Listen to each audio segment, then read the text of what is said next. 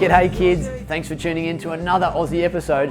If you haven't already, make sure you hit that subscribe button and that way you won't miss out on any of the new videos we put out, and it would certainly make my day. In the meantime, enjoy this video. Ozzie, Ozzie, Ozzie, Ozzie, Ozzie, Ozzie, oi! Ozzie is a friend of yours and he's a friend of mine. G'day Ozzie. G'day Ozzie. G'day Ozzie. G'day Ozzie. G'day Ozzie. G'day kids, Ozzie here. On Storytime with Ozzie today, we're going to read a really fun book about an elephant that's coloured like a patchwork. A patchwork coloured elephant called Elmer. It's a really fun book, kids.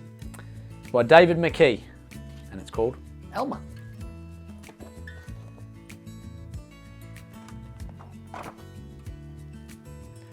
There was once a herd of elephants. Elephants young, elephants old, elephants tall or fat or thin, elephants like this, that or the other, all different, but all happy, and all the same colour. All, that is, except Elmer. Elmer was different. Elmer was patchwork. Elmer was yellow and orange and red and pink and purple and blue and green and black and white. Elmer was not elephant colour. He certainly wasn't. Look at him. How fun does he look? It was Elmer who kept the elephants happy. Sometimes he joked with the other elephants, sometimes they joked with him. But if there was even a little smile, it was usually Elmer who started it. One night, Elmer couldn't sleep for thinking, and the think that he was thinking was that he was tired of being different. Who ever heard of a patchwork elephant? He thought, no wonder they laugh at me. In the morning, before the others were really awake, Elmer slipped quietly away unnoticed. As he walked through the jungle, Elmer met other animals. They always said, "Good morning, Elmer." Each time, Elmer smiled and said, "Good morning." After a long walk, Elmer found what he was looking for, a large bush. A large bush covered with berries. A large bush covered with elephant-coloured berries. Elmer caught hold of the bush and shook it so that the berries fell on the ground. What's he going to do with those berries, do you think?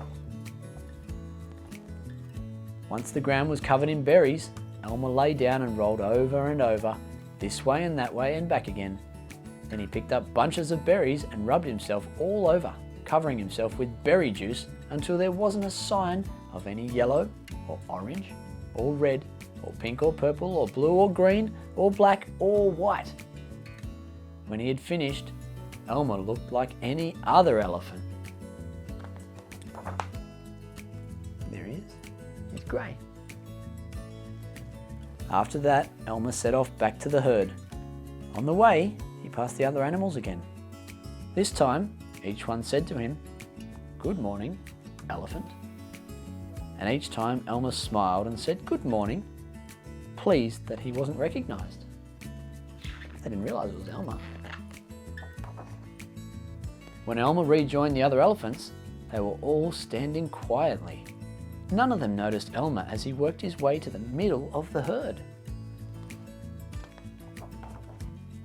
After a while, Elmer felt that something was wrong. But what?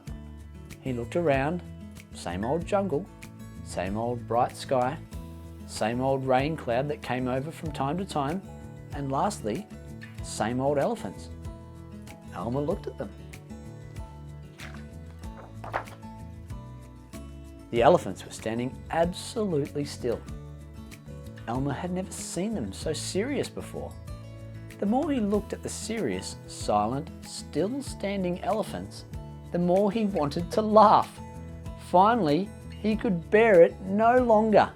He lifted his trunk and at the top of his voice shouted, "Boo!" Elmer, he's a trickster, isn't he? The elephants jumped and fell all ways in surprise. "Oh my gosh and golly," they said. and then saw Elmer helpless with laughter. "Elmer!" they said, "it must be Elmer." Then the other elephants laughed too, as they had never laughed before. As they laughed, the rain cloud burst, and when the rain fell on Elmer, his patchwork started to show again. Look, the rain's washing away the grey. The elephants still laughed as Elmer was washed back to normal. "Oh, Elmer!" "Oh," gasped an old elephant, "you've played some good jokes, but this has been the biggest laugh of all.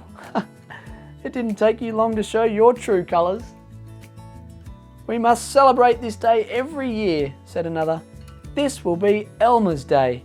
All elephants must decorate themselves, and Elmer will decorate himself elephant colour." That is exactly what the elephants do. On one day a year, they decorate themselves and parade. On that day, if you happen to see an elephant ordinary elephant colour, you will know it must be Elmer.